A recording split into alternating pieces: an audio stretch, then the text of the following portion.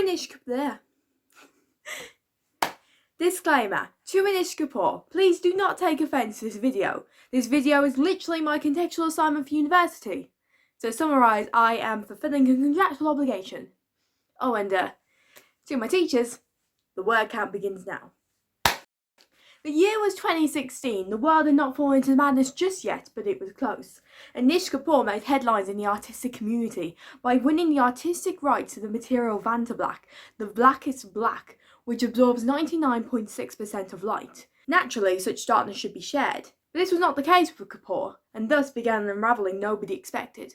Suddenly, colour was a weapon, and the declaration from Kapoor that he now owned the depths of infinity was enough to cause a bit of controversy. Rightfully so, there was a metaphorical uprising against the oppression of pigment. War was declared. With pink, of all things. A retaliation was to be expected. That retaliation was from Stuart Semple in the form of the pinkest pink, a colour that when you bought it meant you had to legally declare you were not Anish Kapoor. A true comfort against the harsh reality that black offers. Many would think this would be a petty response, but frankly, it was the just desserts that were given. Often the outrage is more exciting than the offence. What followed this was a mystery called Singularity Black, an offering to the void offered to everyone. The intricacies of that story are for another time. For another myth, when I have more words and I can do enough research for my discoveries to have any bearing on you. This subject is still complex, however, even with my intricate knowledge of all things hazardously strange and unusual. A material of military grade which erases the folds of reality. Why would such a thing be gifted into the hands of an artist? We need to go back a little. To understand the art of war, you must look back at what lit the fuse. This is what we are doing. We need to understand why black, why Anish Kapoor, and why this is something much bigger than any of you realise. Our psychological perception of colour is subjective. Across Western culture, black isn't perceived negatively, with connotations of death, emptiness and villainy, but it's also a symbol of power and sophistication. Throughout our lives, we have been practically conditioned to fear the darkness and associate it with negativity. History and mythology also lend their hands to the fear of the dark. The Greeks had to explain the darkness somehow, so they made a god for it. Erebus, the descendant of the enigmatic chaos, present everywhere where there is not light. Myths are used to explain the unknown, but they always have an element of truth to them.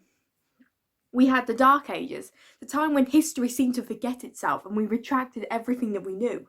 There was the Black Death, a dark cloud looming over those who feared witchcraft and the almighty God. Villains wear black. Bad things always happen at night under the cover of darkness. There is a dark night protecting the busy streets of a dystopian city. We have been manipulated to believe that black is the unknown, the intrigue, a path we will never follow, and if we do, we are heading towards our destruction. It has always been said that there must be a balance between light and dark, good and evil, fear and hope. Black is a powerful colour. We all know that to be fact, positive and negative meanings aside. This was a conscious choice. Why not gain control of something that sparks fear? Our fear of the void is being used against us. Why not have a material that absorbs all light and leaves you in nothing but black? Leaves you in nothing but the void. Anish Kapoor did say that the dark and fear are two sides of a hand. Artists are a riddle. One begins to question the mystery of the artist, how such people possess an ability to create artwork we admire, and what traits are required to create something that satisfies society's cultural cravings. Anish Kapoor is revolutionary in the idea that he believes his work has no meaning. There is no insight to them, no deep historical or social reference. Instead, the focus is shifted to us. The cosmic shifts of reality, our perceptions of what is real, how we view the world and how the world views us. He is an extremist, an artistic one at that, who takes great pride in bending reality to his will and creating works that twist shapes beyond their conventions. There is an element of control here. He picks his materials, he picks his designs, he is fickle about the process and will not be satisfied until he receives the ideal result. When he talks about Vantablack, he talks about becoming art he hopes will terrify. He mentions how he wants to coat the walls of a room, removing the folds and the corners, manipulating the eye and the mind about the concept and sensation of space and confinement. An open trap with an entrance to the void. to use a vague and irrelevant metaphor. There is a magic to it, whether that be born and bred within or found from other sources. It is a magic that perhaps the outside cannot understand. Understanding magic is an art form unto itself. There's principles and paradigms, theories about how the universe works with and against you. It would make sense that we would not understand such deep ideas. He has a reputation for the complexities of extremity, going as far as for some to say that there is no one better to release the creative potential of Vantablack. Reputation fuels power. Understanding fuels knowledge. Being a master of perception and reflection means you are granted insight. It is a shame, really, that no other artist will be able to grasp the depths of the void in such a way. Black will just not cut it. When you find out there is something deeper than black, curiosity drives you forward, down, down into the depths of the void. What are we to do now when we have been denied our human desire to explore the unknown? Without colour, we would all become nothing. Without colour, the arts would not exist. You cannot have darkness without light, and so on. The expression and freedom of colour is just as important as the freedom of art itself. You're probably wondering why this is being discussed. 5 years after we all begrudgingly accepted that Kapoor would not give up his artistic rights, and we would have to go back to the boring acrylic black that we had all accepted was true darkness long before Vantablack appeared. Well, I said this was a war, didn't I? Anish Kapoor, you have pushed reality far enough that you find yourself on the brink of it. You have finally broken it, bent it to your will, and now you are craving something more. Who are you to be put on the same level as scientists and spacemen, to be told that you make us see ourselves differently, that you change the depth of our worldview with odd reflections and curved metal? Perhaps you are done asking us to question the desire to tame our existence.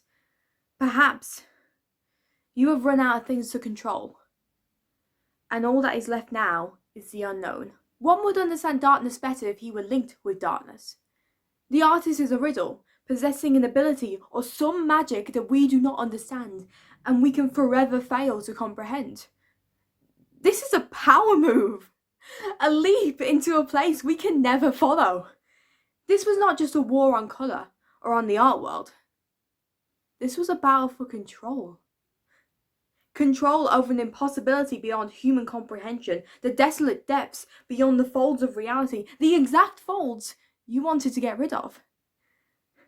History remembers those who are revolutionaries. It does not remember insignificant, the mass populace who turned the gears. It only remembers those who made the gears that turned. We all want a legacy, to become legend, to have our stories told by future generations as they stared goggle-eyed at your work in the most gorgeous golden rooms in fine oak frames. You want to be remembered. I think we all do. I do not blame you for taking drastic measures, Anish Kapoor. Nobody does. A legacy is a fundamental human craving, a desire nobody can fault you on. This may seem tedious, and for those who have reached this point, you are probably wondering where I'm heading with this. The importance of the situation may be nothing to you, but in the grand scheme of the universe, it means everything. I know exactly who you are now, and what you did in order to reach this position of power. Anish Kapoor, you made a deal with Erebus, god of darkness and shadows, to become a necromantic warlock who is now the self-proclaimed master of the void. Let me explain.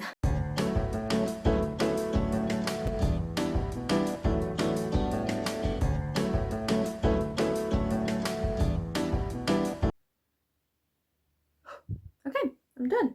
Calm, good, calm down now. No more delving into magical theory. Whitest ever paint reflects 98% of... Oh, for God's sake.